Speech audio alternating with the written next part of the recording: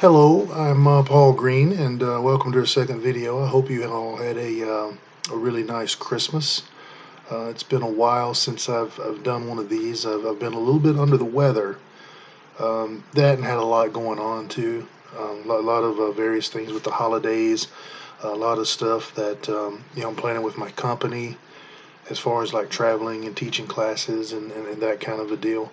It's very cold and rainy here. I just come from outside, so I still have my coat on. I hate wearing hats. They make my head look way bigger than it actually is. Um, that plus I'm fat, so that has something to do with it too. Got to work with that.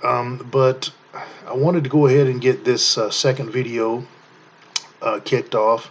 We started with a video on conceptual learning, and the way it was originally going to go was we're going to have a video on conceptual learning, then have a video on the scientific and biological aspects, the physiology, and then finish with a video on sequential learning. And it was going to be three videos. It's still, going to be three, but, as I was going back over my information on the biology and physiology and that type of a thing, sequential learning is something that I kept coming back to in it before I was actually supposed to get into it. And it made me feel like that the series wasn't structured right. That the way it really needed to go is to do the second video on memory encoding, and then one on memory retrieval, and have sequential learning, sprinkled throughout, because it um, really makes a lot of appearances as far as how this biology and this physiology um, becomes relevant to you, and how you would use it as a martial arts instructor. I just noticed this door was stuck. We'll shut that. Okay, and so anytime you go over scientific information, you just go over that information. It's incredibly boring. It's only going to take foot if I can make it relevant to you and applicable. Um, and then that's something that we'll actually cover in this as well. But um, before we start talking about things like System 1, System 2 cognition, which, we'll talk about that, I think is in the next video, which is, the long term, intuitive memory versus, the memory that you have to consciously think about. It's better to understand what memory is and how it works and the biology of it and how it applies to what you do. Um, my sources that I drew from for this video, it's going to be more of a gentleman named Richard C. Mose, who's currently the chief science officer for the, I want to get this right, Global Alzheimer's Platform. Previously, he was a professor in the psychiatry department at the Mount Sinai School of Medicine. I believe that was for about 23 years. And he also was the assistant chief of staff for the research department at the Bronx Veterans Affairs Medical Center, I believe, at one time. But if you're talking about memory and that kind of a thing, I think someone whose main expertise is in Alzheimer's probably knows a little bit about it. The next video on retrieval will focus more on, as a resource, people like Daniel Kahneman, who won a Nobel Prize for behavioral economics in 2003. He's wrote a lot of books like Thinking Fast and Slow, um, and there was another one called Attention and something that I have on PDF somewhere. I can't quite remember the name of that, but I'm sure it'll come to me after the video when it's too late. But anyways, um, yeah, it's completely gone. But so we use good resources for this stuff. It's not just observations, that I've made. But so I want to take this stuff and make it relevant to you. First, you have to understand what is memory, because most people, they tend to think about it like a filing cabinet or like some kind of a supercomputer, and it's actually more complex than that. That's a little simplistic. Um, because of the simple fact that when you remember something, when most people think about memory, they think about something visual, but that's not necessarily true. What you have is you're remembering something visual. You remember how something feels. You remember how something smells. And all of these things are maybe what it sounds like. And those things, go into creating one memory. And those different senses and things that you remember are not in one part of the brain. It's a brain wide thing that is pulled together in one area, known as the hippocampus. I hope I pronounced that correctly. I probably didn't. In the hippocampus, and assembled and then goes out when you remember it. So it's actually very complex. The thing that's going to become relevant later, and probably in the second video, that I want you to understand is that when you're retrieving that memory, it didn't just pop up. Something happened. You smelled something, you saw something that brought that back. But once again, that's more the second video, not this one. But I wanted to kind of go ahead and plant that seed now. Um, so memory isn't a thing like a finger or an eye or a nose or a toe or this cup. It's not something that you can touch. Memory is a process. It's a process of remembering, and that's the way Dr. Mose refers to it. And that makes sense to me. So memory isn't actually a thing; it's a process um, of how we remember things. Now, how exactly does this work? Well, you have your brain cells where this different information is stored. And on those cells, you have these feathery tips, these feathery little tentacle looking things called dendrites. And on the end of those dendrites, you have a thing called synapses. And you have these electrical impulses that fire from one synapse, to another, um, that create like these little chemical messengers called neurotransmitters. Now, the thing about this is that the more one thing fires from another, the easier it is to refire. And that's when you start getting things, long-term memory, short-term memory, and all those, different things. Um, but the thing is that the brain constantly rewires itself. No connection is permanent, just easier. This is why you have a thing like a skill set. Let's say you're good at this thing, but then you go a long time without doing it. Well, then later on you might have to practice it a little bit, um, to kind of get back up to speed. You can do it fairly quickly and kind of refresh yourself, but that doesn't stay. If you go a long time, it's a perishable thing.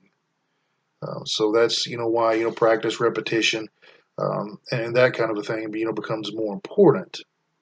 But once something fires, it is easier to refire that same connection. And the more you do something, those connections become stronger. That gets to the parts where we start kind of making it relevant. How do you get something encoded? And that's what we're talking about. Get something encoded to where you can retrieve it.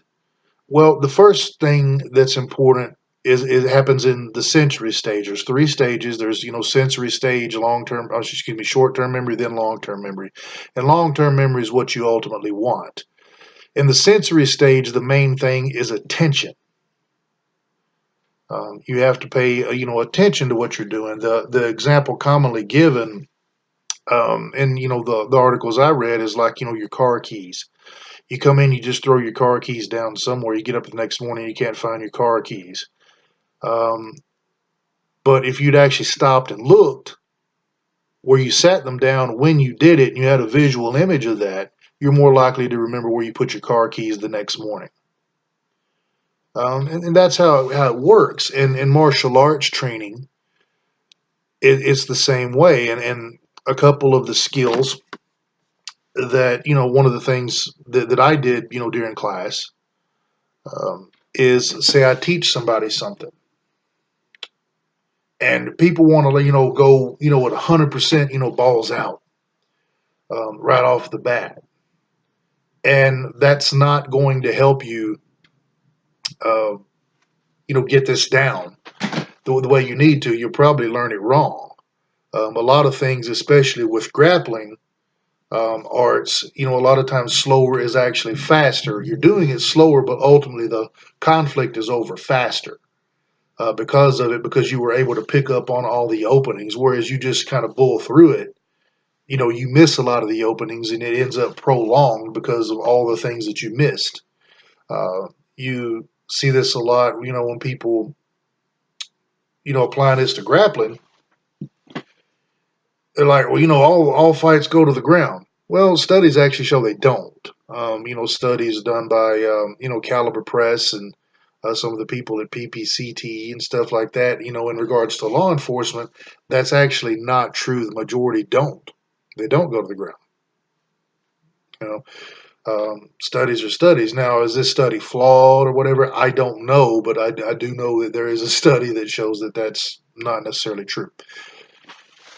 Okay, so anyway, getting back to the original point, you go in, let's say you get to a point to where, you could see this open, and if I just bulled in through there and everything and missed a bunch of stuff, then I end up on the ground. It becomes a self-fulfilling prophecy. But anyway, that's getting a little bit off the subject matter, but it's important that you pay attention first.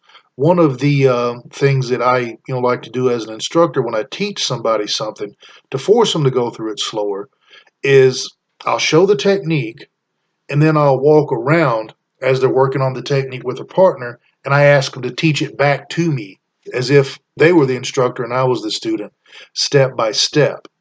And it forces them to walk through all of it. And if they miss a part, I'll see it because they won't teach it. Um, that's one of the little, tricks to forcing people to go slower. And if they think that they're, missing something, and they're conscious that they're missing something, they go through it. They tend to go through it slower because you want to get it right. You're not, screwing something up on purpose. So that's one of the little things with it. The next thing we want to talk about, sensory stage is one of the places that in short-term memory where you decide if something is important enough to remember. Because if it's not important enough to remember, then it just gets filtered out in short-term memory and it never makes it to long-term memory where we want it to go. Because the brain itself works off of a hierarchy. And I'll talk a little bit more about that, when we talk about long-term memory, but it works off of a hierarchy. So we want to make these things matter. The next thing I want to talk about, I have some notes kind of up here, so if my eyes keep drifting, it's because I have them in a little window up here to make sure that I don't miss anything good. The next thing you want to talk about is short-term memory and how you get it through short-term memory. Well, there's, kind of a formula for it. It's attention, repetition, and feedback. Obviously, the more you do something, the better you're going to be at it, and that goes back to where we're talking about neurons, dendrites, and synapses, and all of that. The more those connections fire, the easier it is to refire them, and that's where your repetition comes in. You're working on building something, so repetition is important. The thing, the kind of bane of the whole thing is that how much repetition, and that varies from person to person. The way that I tend to look at it when I first have somebody in class, martial arts, yes, it can build character and it can build all of these things, But, they come there, for self-defense usually at first. You can refer to the video on martial duality that talks a little bit more about that. I'm not going to go deep into that in this video. But what I tend to do, this goes into the third part too. You got repetition and you got feedback. Those two things matter. Um, you have your repetition, but you want these things to go in. You want them to go in correctly.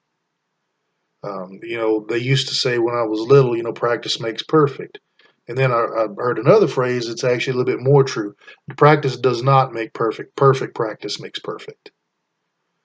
Um, One of the things that you want to do in class, to kind of get this feedback involved in it, is let's say you teach a technique. Let's say, I don't know, it could be any technique, it could be a wrist technique or something. And you have these two people working together and they're friends. And they both, walking through the technique, and they can do it fine. Make them swap partners.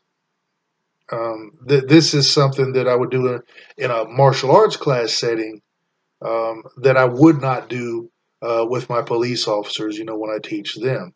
The reason that I don't do it in those classes is because you get people from all over, a state and all over a region, and they're not used to working with each other and they don't know each other. You have this group over here, probably SWAT, who's going 110 miles an hour, and these people over here just trying to understand it going 20 miles an hour. Now, this one, you can tell not to go 110 miles an hour. And, if you're lucky, they'll slow it down to about 80, but you don't want those people mixed and this one hurt the other one, and then you're responsible for that. That's not good. So we don't do it in those classes, for that reason. You can't trust it. But in a martial arts class where people are working with each other 2 nights a week, you can be fairly safe, and it's okay to do that. The reason that I say that is you get used to working with a certain person. You have a rapport with them. They can tend to become overly compliant. You switch them with somebody else, they can make the technique not work. Now that can end in a couple things. What you don't want to do is make them just, oh, we'll just walk through the technique. No, there's a problem there. You need to take that seriously if they're not able to get that technique to work. You need to have an answer for it. Um, they're not performing the technique, 100% technically correct, and or they are, but they're not. Their intensity, kind of isn't there. Now you don't want them, going so fast that somebody gets injured, but the intensity may not be there, and they may need to, put a little bit more force. But it's good to learn that now, as opposed to going in the street and somebody gets attacked, and they don't, apply enough force. That goes back into the encoding. It's going to come out the way it went in. Um, that's just a fact of the matter. But or what, this may not be the technique for them, and it's just as good uh, to know that this is a technique that doesn't work for you, so you can use one that do. Because ultimately, are you wanting to just teach somebody a system of stuff, or do you actually want to help that person? Because your goal should be to help the person, not push a dogma. You know, their safety should be number one. So if that's not a good technique for them, maybe that's not a good technique. And in a beginner, you may want to teach something different than what you do. You take a good look at your lesson plan, because we can't control who attacks us. We can't control when or anything else. You need to take a good, strong look at your lesson plan. You teach what works, not what you just want to. And it sounds like, well, of course, but no, a lot of people, they just teach what they want to, and they use some sort of cognitive dissonance or something else to validate it when they shouldn't, because it's, as an instructor, it's not about you. It's about the safety of that person. So understanding how this works with repetition and feedback, that feedback matters. You'll also see feedback again when it talks about building intuition, because it's also one of the building blocks for building confidence and trusting your intuition. It's actually predictability, repetition, and feedback. But once again, that's the next video. Um, but that's what you've got to do. And that's a perfect example of that. Like I say, having switch partners, make sure that they can do it on everybody. If they can't do it on everybody, it doesn't mean that it's a bad technique. Maybe, well, hey, if you run into a person, this that's your size, this would be a good technique for you that maybe you can use. Um, but somebody bigger, you may have to use something different. Now, my thinking is, and this is just me personally, I would take the technique that works on the bigger person and just use that one. Because, I mean, if it's going to work on the bigger person, then it's going to wipe this person out. Now, there's exceptions to that, obviously. And, every technique that's taught has a reason that it's taught. So, you know, but I'm kind of in a different field. What I do has to be streamlined a lot, whereas in a martial arts school it doesn't necessarily have to be, but sometimes it should be.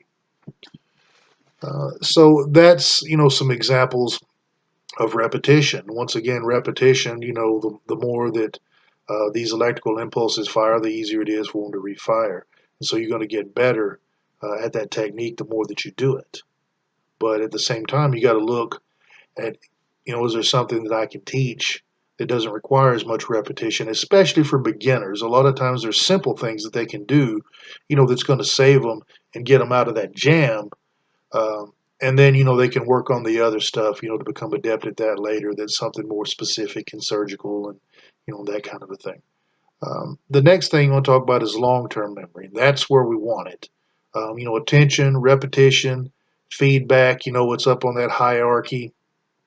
You have to make it matter. It has to be important to you. That's why some things are easier for people to remember than others. It's like, man, they're real good at remembering that, but this thing, they don't remember it. It's because of hierarchy.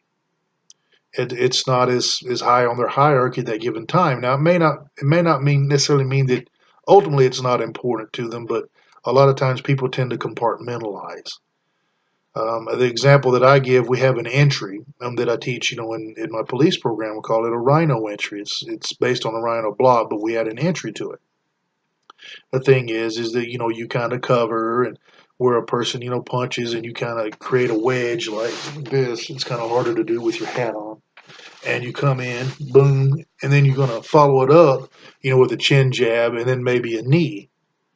And then that's going to lead you to your control hold, where you frame somebody out and that kind of a thing.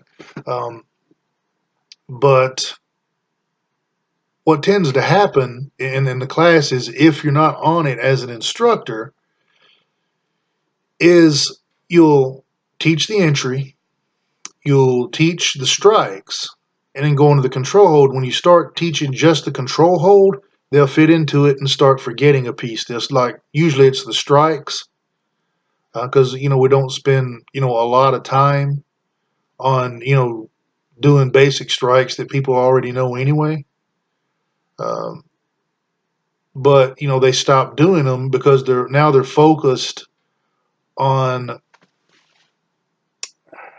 just getting this control hold, because they're used to compartmentalizing things. It's like, well, from 8 to 8:30 this was the important thing, but that's not in front of me right now. This is in front of me, so now this is the important thing. That's not how it should work. You have to make it matter. It has to matter. And one of the ways of doing that is sequential learning. Um, if you just learn a technique, then you've got a technique, but oftentimes you don't pick up on the relevance other than the fact that it's a technique you're supposed to know, so you just do it. Um, that's not how you want to encode it. Because the example that I give, when I'm talking to administrators on the phone, is, okay, let's say you see an advertisement for a course and you're going to send somebody to that course. And you're thinking, they're saying things like they have the world's greatest defense against a choke. Okay. And you go to that class And let's play devil's advocate. Let's say it's a really great choke defense. It's the best choke defense of all times, the best one in the world. For argument's sake, let's just say it's really that good.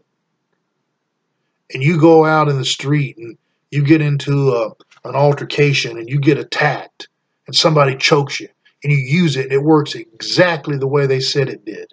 It works perfect, textbook perfect, just like they covered it in class. And you're out of that choke. Now what do you got? You're out of a choke, and now you still don't know what to do. You've got to wing it because it's not connected to anything. And just escaping a choke doesn't end a fight. So you get out of that choke to not be any better off than you were before you got into the choke. That's what happens when you just teach techniques. You don't teach combinations. Good boxers, when they come in, they throw combinations. They don't just come in and throw one punch. They may in the early round just to kind of feel somebody out and see what the reaction is, but ultimately they want to throw combinations.